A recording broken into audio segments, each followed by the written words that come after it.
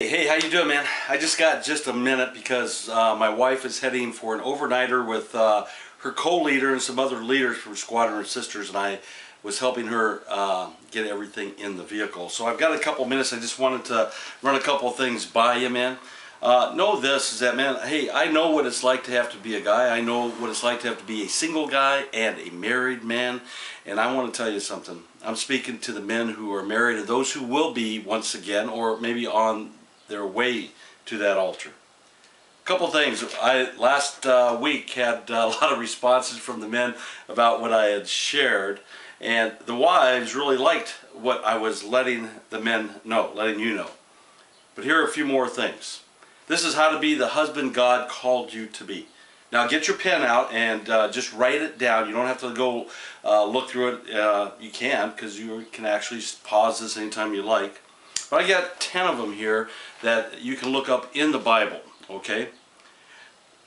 Number 1. Now these aren't in any specific order. You should never be stingy with your wife when it comes to money. That would be in the book of Esther, chapter 5, verse 3. Esther, you ask? Yeah, it's in the Old Testament, man, just before Job. So check it out. You should kiss your wife every morning. Song of Solomon, chapter 8, verse 1. You should make every effort to see things from your wife's point of view.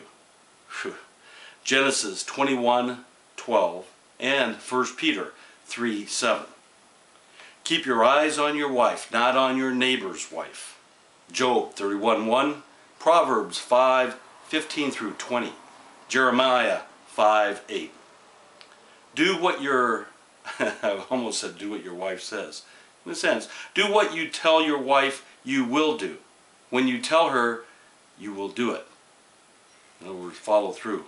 Matthew 5:37. You should establish family discipline with the help of your wife. Ephesians 6:4.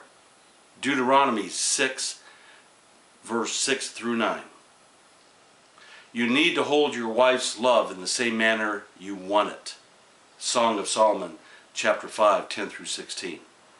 So you remember how that was when you dressed up, you looked good, you watched your language, you cleaned up, you did the things so you can win her over. You want to be doing that on a daily basis, brother. You want to continue to win her over. She is your helpmate. And you need to tell your wife frequently how important and valuable she is to you. Proverbs 31, 10 through 11, and Philippians 2, 3 through 4.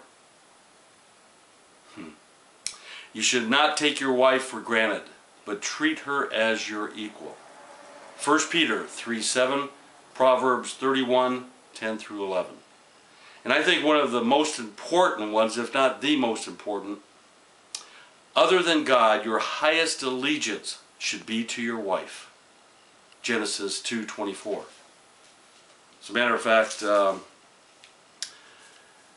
that says, as soon as I can get to it here, therefore a man shall leave his father and mother and be joined to his wife, and they shall become one flesh.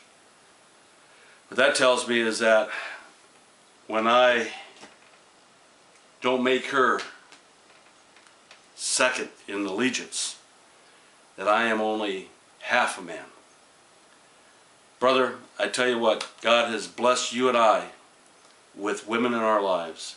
Not everything is perfect, but if you bring the air of Jesus into all things and pray with your wife and wash her in the Word and bring Jesus into it more often, pray more often, I will tell you this, there will be miraculous changes in your marriage.